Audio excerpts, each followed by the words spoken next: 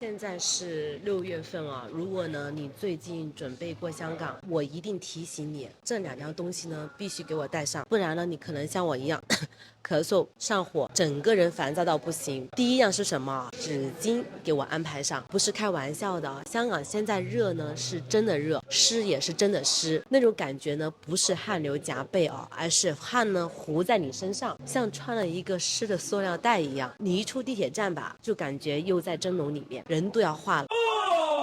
所以呢，纸巾呢是随身携带的，不然呢你整天呢都是糊里糊涂的。那第二样呢，就是要带一个薄外套或者是披肩，听起来是不是很反差？热还要带个外套，但是呢，只要你进了香港的地铁啊、商场啊、银行啊，你就知道空调才是真正的 boss 级的存在。好多客户跟我讲，刚到香港啊，地铁一坐，怎么感觉这么冷啊？香港的空调都不用钱的吗？你要是在这些地方待上个半个小时以上吧，什么喉咙干呀、咳嗽啊、肩膀发冷啊，全都来了。我前几天不是去参加了几个线下的活动吗？我就图方便穿了个短袖，结果直接给我冻感冒了。我在会场整个就是腿在哆嗦，手都起鸡皮疙瘩了。重点是这个香港的空调呢，它不是25度、24度，很多呢直接干到19度、20度。银行啊、商场啊、地铁冷到呢让你清洗，让你怀疑人生。清晰的会发现在香港做金融的一些银行的经理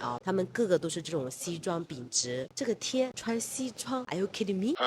他们难道完全不热吗？有没有可能也不是说完全为了这个职业形象，而是为了保暖？为什么呢？因为他们压根就不上地面月台，他们在写字楼里面走天桥进商场，全程冷气 VIP 体验。你以为他们扛热，其实他们只是从来没有被热过。所以呢，总结一下过香港呢要带纸巾、薄外套或者是披肩，不然呢你会在热出汗和冷到发抖之间反复横跳，体验一场湿热地狱加空调的修罗场。你有没有被香港的空调支配过的经验啊？欢迎呢留言分享，我们互相取暖一下。